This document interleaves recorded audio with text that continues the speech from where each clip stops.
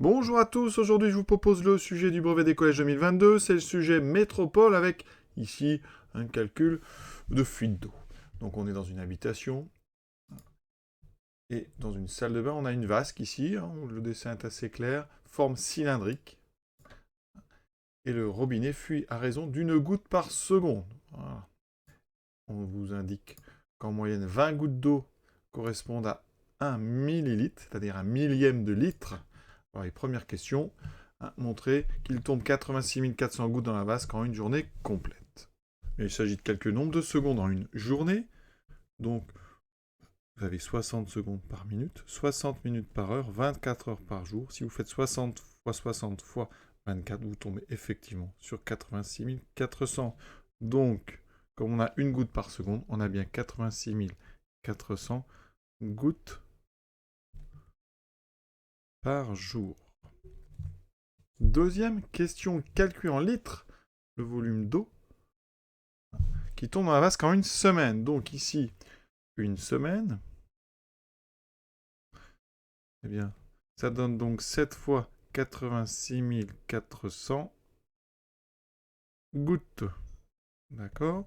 Donc, si on divise par 20, le volume en une semaine, appelé V une semaine, c'est donc 7 fois 86 400 divisé par 20 gouttes par millilitre. D'accord? Et si on veut en litres, eh bien, il faudra diviser tout ça par 1000. Vous voyez que j'obtiens 30 240 millilitres, donc 30,24 litres. Troisième question. Montrez que la vasque a un volume de 18,85 litres, arrondi au centilitre. Donc, on va garder ici deux chiffres après la virgule. Alors, on a, ici, le volume d'un cylindre, on vous le rappelle. Donc, pi fois rayon carré fois hauteur. Et on a toutes les dimensions ici. Alors, attention, on nous donne le diamètre et pas le rayon. Donc, il faut faire attention. Donc, le volume de la vasque, c'est donc pi fois r au carré. Alors, on va se mettre d'abord en centimètres carrés. Donc ici, on fera 40 sur 2 au carré, fois ici la hauteur, donc on vous dit 15. Tout ça, donc ça nous donnera des centimètres cubes. D'accord? On a ici des centimètres carrés fois des centimètres, ça fait des centimètres cubes. Alors ça fait donc pi fois 20 au carré fois 15 centimètres cubes. On calcule ça tout de suite. Vous voyez qu'on trouve 18 849 centimètres cubes. D'accord? Alors ici, on doit arrondir au centilitre. Là, pour l'instant, vous voyez, je suis en centimètres cubes. Alors, quel est le lien entre les centimètres cubes et les centilitres?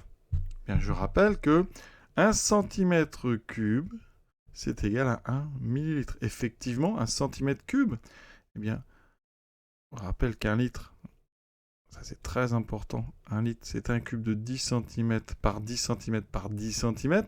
Donc, 1 litre est égal à 10 fois 10 fois 10, c'est-à-dire 1000 cm3. Et 1 millilitre, c'est un millième de litre.